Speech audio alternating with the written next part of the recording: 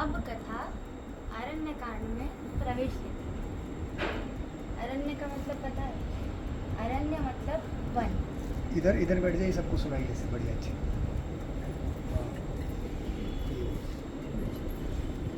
अरण्य का मतलब वन। और पीछे आ जाओ। तो वन में श्री राम जी ने कौन कौन सी लीलाएं रची, तो उसका वर्णन किया गया है अरण्य कांड। गोस्वामी जी ने वो सारी चीजें जो राम जी ने करी है अरण्य में, वो अरण्य कांड के अंदर लिखा है। वॉल्यूम तेज करिए थोड़ा। तो अभी अरण्य कांड, अब भरत जी के जाने के बाद वन में एक बहुत ही अद्भुत घटना घटी है। आज माता सीता श्रृंगार कर ही रही थी कि राम जी के हाथ में पुष्प थे, सोचा लाओ जानकी का श्रृंगार किया जाए। तो हाथों से माला बनाई, गले के लिए माला बनाई, हाथों के लिए ब्रेसलेट, बाजूबंद बनाई, कमर के लिए करधनी बनाई और पाँव के लिए पायल बनाई। ये सारी चीज़ें फूलों से अपने हाथों से बना के राम जी ने सोचे माता जानकी का श्रृंगार किया जाए। लक्ष्मण जी कहीं गए थे तो श्रृंगार किया जाए। तो श्रृंगार कर रहे थे तो सारे देवी देवता ऊपर से देख के बहुत प्रसन्न हो रहे थे, उनको आशीर्वाद दे रहे थे, आशीर्वाद ले रहे थे। तो उसमें से इंद्र का बेटा था जयंत। तो अब इंद्र के जैसा उसको भी घमंड था, उसको लगा ये भगवान हो ही नहीं सकते।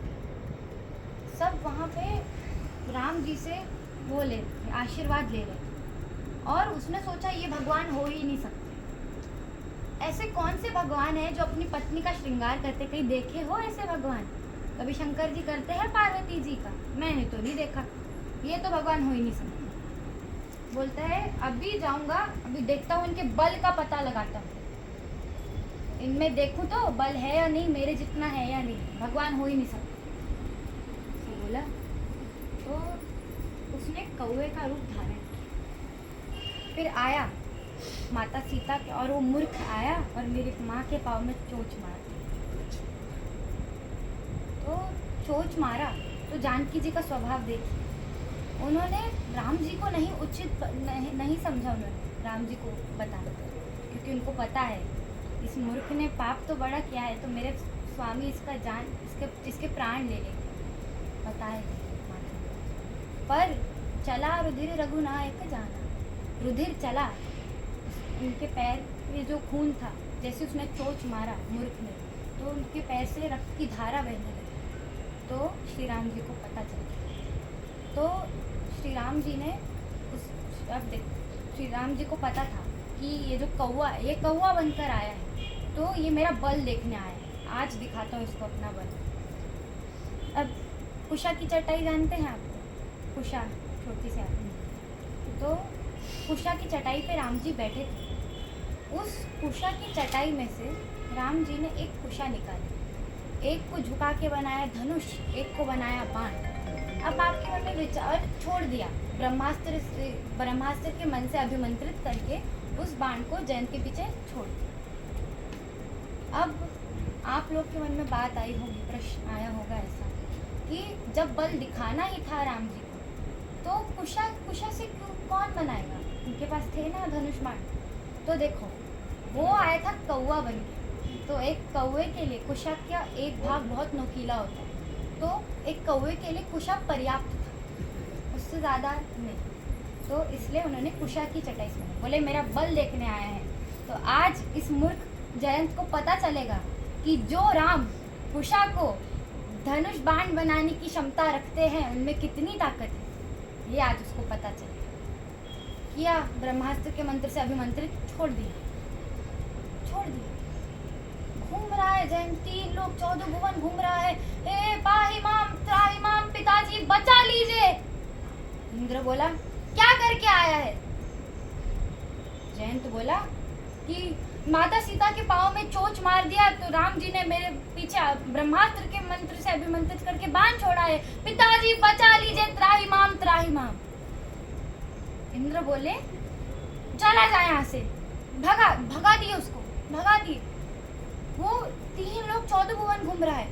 भगते भगते गए ब्रह्मा जी के पास, पूरी बात बताया। ब्रह्मा जी ऐसा ऐसा। ब्रह्मा जी बोले चला जा यहाँ से, एक बाण उन्हें छोड़े दूसरा मैं छोड़ दूंगा, चला जा। भाग रहा है।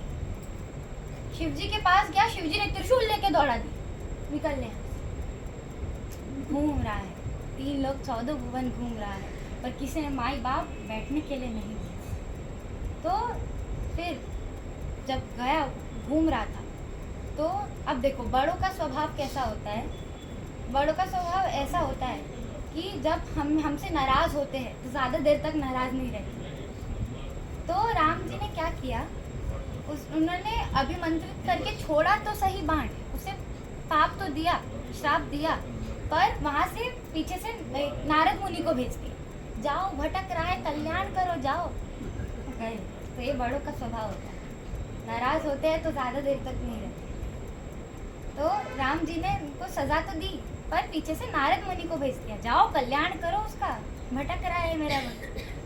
भटक रहे थे। नारद जी गए, बोले क्या हुआ, सब बताया उसने। तो बोले कि मूर्ख, दुनिया मारती है तो राम बचाते हैं, तुझे तो राम ने मारा है, तुझे कौन बचाएगा। ऐसा बोले। तो बोलते हैं, फिर वो घूम ही रहा था, तो नारद जी बोलते हैं कि तो रुक तो जा थोड़ा। बोले नहीं, रुकते ही मर जाऊंगा, नहीं रुकने को मत कहिए, रुकते ही मरूंगा मैं। घूम रहा था। तो बोले, फिर बोले इसका उपाय क्या है नारद जी। तो बोले जिसके पास से भक्त कर आए हो ना, उल्टे पैर वहीं जाओ, जो सजा देता है उसी से ही माफी मांगनी चाहिए। बोले वहाँ पे जाओ, वहाँ पे भेज दो। और बोले मूर्ख, तूने इतना बड़ा अपराध किया है कि तेरे प्राण ले लिए जाए, पर मेरे प्रभु का स्वभाव ऐसा है कि तुझे ऐसे ही छोड़ देंगे, ऐसे नहीं तो थोड़ा सा कम श्राप देंगे उसके मुताबिक, क्योंकि उनका स्वभाव बहुत अच्छा है मेरे स्वामी का। तो ऐसा बोले, और बोले जाओ जहाँ से आए हो वहीं पे जाओ। गया जयंत वहाँ। फिर जयंत भक्ति करने लगा, फिर जयंत उनकी बहुत सारी भक्ति करने लगा, हे नाथ आप बहुत श्रेष्ठ है। फिर जयंत एक भजन गाता, प्रभु हम भी शरणागत है, स्वीकार करो तो जाने। प्रभु हम भी शरणागत है, स्वीकार करो तो जाने। अब हमें इस कुटिल से पावन भव पार करो तो जाने। भव पार करो तो जाने। जीवन नैया झरझर है, पल पल विनाश का डर है। हे नाथ, जीवन नैया झरझर है, पल पल विनाश का डर है, पल पल विनाश का डर है। अब हम जैसे एक पथिक को, हम जैसे एक पथिक को भव पार करो तो जाने। विस्तार करो तो जाने। प्रभु हम भी शरणागत है, स्वीकार करो तो जाने। भव पार करो तो जाने। विस्तार करो तो जाने। भजन गाया। फिर बोलता है, हे राम, पहले आपका बल देखने आया था, अब आपका स्वभाव देखने आया हूँ नाथ। राम जी बोले, आ गया उस पहाड़ के नीचे। आया आ गया। जयकारा राम जी का। फिर बोलते, बोलिए श्री रामचंद्र भगवान की जय। फिर क्या किया? तो राम जी उसको बोलते हैं क्यों बल देखना आए थे ना, दिख गया? बोले जितना देखने उतना ज्यादा दिख गया। जितना देखने नहीं आया था उससे कहीं ज्यादा गुना दिख गया। बोले फिर राम जी थोड़ा रुके, बोले अपराध तो इतना बड़ा किए हो कि तुम्हारे प्राण ले लिए जाए, पर तुमने क्षमा मांगी है, अपनी गलती को तुमने स्वीकार किया है, तो तुम्हारी एक आंख, मात्र एक आंख। अब देखो आप सोचोगे कि राम जी का स्वभाव इतना अच्छा है तो उन्होंने जाने क्यों नहीं दी, क्योंकि यहाँ पे ध्यान दीजिएगा। राम जी ने कुशा की चटाई से वो बनाया धनुष और बाण, और बाण को उन्होंने अभिमंत्रित किया, ब्रह्मास्त्र के मंत्र से अभिमंत्रित किया। तो ब्रह्मास्त्र की क्षमता उसकी बचाने के लिए, नहीं तो फिर लोग बोलते अरे राम जी का बाण उन्होंने अभिमंत्रित किया मंत्र से और वो छूट गया, कैसे? भगवान का बाण कैसे छूटा? तो उसकी भी तो महिमा बचानी थी ना, तो इसलिए उसकी एक आंख निकाली, प्राण ले लिए जाते थे और उसकी एक आंख निकाल के उसको छोड़ दिया। इस तरह से उसका भी कल्याण हो गया और फिर ये यहाँ पे समाप्त होता है। बोलो सिया राम की जय। इसलिए कौवा खाना है इसके बाद कि